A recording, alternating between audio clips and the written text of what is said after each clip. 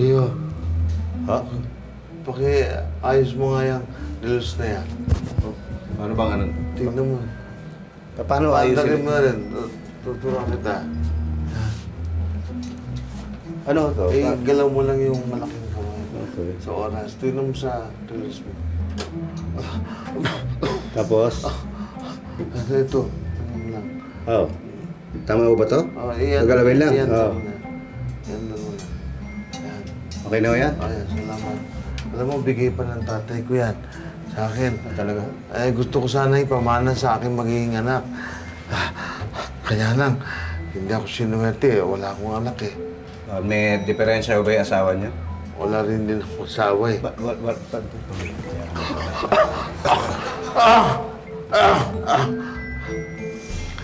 Anak mo ba to? Oo. May asawa na. Si Elsa, asawa ko. Hindi ikaw. Yung bata. Ay, wala po. Bata pa nga ako. Tsaka mabait to. Hindi mo basta-basta mag-asawa. Mabuti kasi ang mga gulang ngayon eh nagkakaproblema sa mga batang ganyan ng edad. Hindi ho to. Iba ho itong anak ko. Tsaka mabait na bata ho talaga ito. Maasahan mo ito. Diba ano?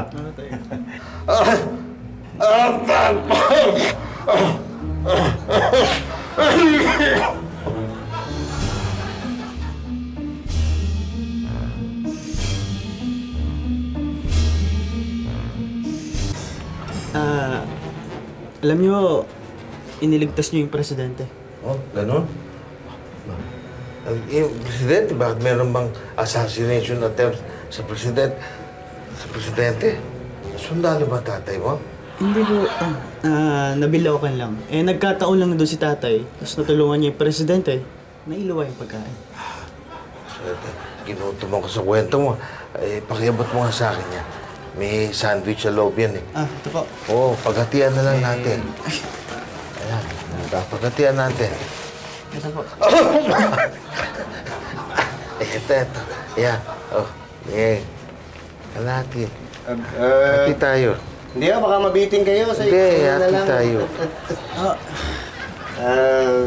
Sigurado ho kayo, baka gutom kayo, hindi maka... Hindi. Ayan. Baka mamaya pa magbukas yan eh, magpagugutom pa kayo. Sige na kayo. Ayan. O, siya nga pala.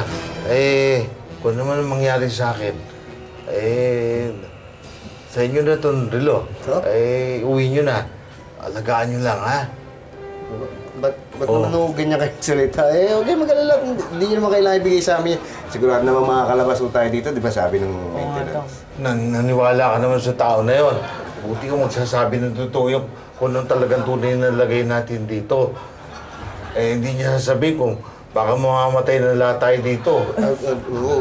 Naku, huwag po kayo magsalita ng ganyan. Ako, naniniwalang walang masamang mangyayari sa atin dito. Tama. Chito.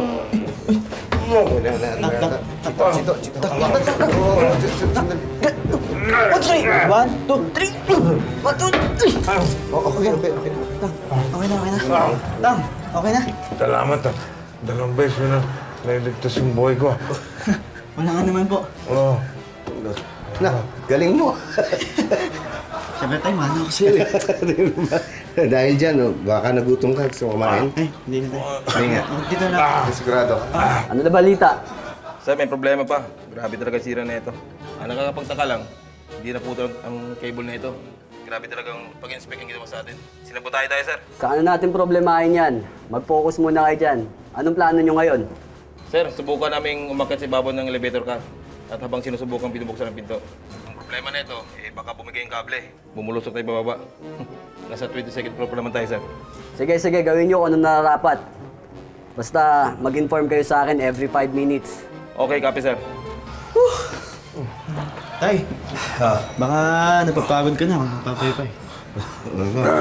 Ha? Okay, nanay mo. Tay, naisip ko lang. Yung sinasabi mo sa akin time na magbabanding tayo, ito na yun. Ibang klaseng banding to. Mas matindi pa sa kahit anong banding time, ba? Oo. Tama ka, anak. Tay, ulitin natin to ah. Ay, huwag mo ganun. Baka naman pang mangyari sa atin. Hindi natin malaman. Ano nangyayari? Ano nangyayari? Pababa na ho tayo, maanda ng elevator. Oo. Relax lang ho. Tang, relax lang, Tang ah. Hindi, okay na ho. Okay na ho. Okay lang ho tayo. Tang, relax. Bababa na tayo. Bababa na ho tayo. Tang. Mabagsak na tayo! Hindi. Mabagsak na tayo! Bababa na elevator. Maandar na. Mabagsak tayo. Pito kayo lang. Ano? Oo, okay na. Saan yung ano? Kayo! Kasama namin dito. Oh, sabi kayo. Ano eh, di makahinga. Sir, ano nangyari, sir? Sir? Di makahinga. Kaya mo tumayo, sir? Bigyan ko na yung dealer yan. Sige po. Tandaan ka, sir.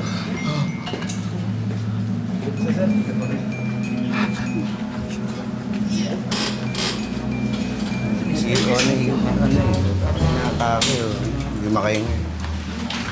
May inhaler. Ano siya sa loob ng elevator, parang na-claustrophobic. Naku. Oo. Tang, okay lang kayo ha? Ayos ka lang ba? Oo.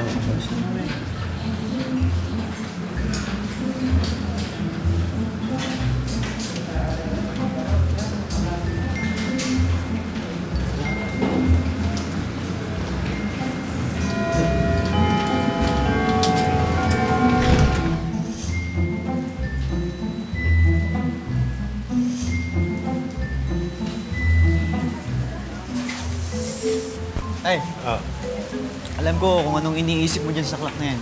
Naalala mo ba? Oo naman. Ano? Tayo tayo. Tara!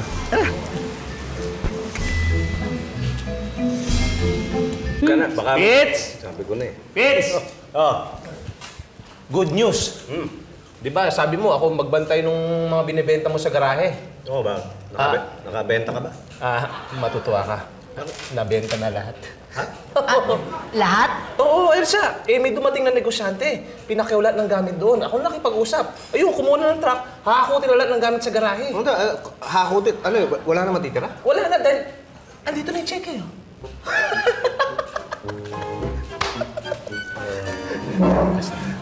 Asan yung ano? Pipitoy? Patrick. Siya. Excuse me, oh. Kayo yung nakabili ng mga gamit dito? Oo, bakit? Pasensya na kayo. Nagbago na ho yung isip namin. Hindi na ho namin ibebenta. Oho, sorry ho ha. Hindi po ganun yun. Nabili ko na to eh.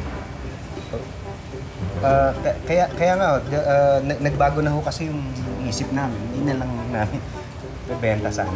Hindi ganun yun. Nabili ko na to, property ko na to. Hindi, nagbago na nga ho yung isip ko. Hindi nga pwede. As a businessman, every effort must be compensated. Kaya kung gusto mo, bili mo ulit sa akin. At sige, kukopihin ko lang ito nasa check-in nyo para... Hindi po ganun yun. Ha? Negosyante ako eh. Kung nabili ko to ng halagang 50,000, dapat bumalik ito sa akin ng mga halagang 70,000. Ha? 70,000. Simple lang naman. Take it or leave it. Yes. Sige na, para matapos na ito. Elsa, kunin mo yung cheque ko at babayaran ko na siya ng 70,000. Kung gagawin mo rin yun, sana ako nang bumili natin ito. Alam mo, Pitoy, tama ka eh. Hindi natin dapat ibenta ang mga bagay na to kasi meron silang sentimental value sa atin. Lahat, meron tayong naaalala. Ay, yun ang sasabi ko, di ba? Kaya lang, saan naman natin ilalagay ang mga to? Self-storage ulit. Huwag ka mag-alala. Ako bahala dyan.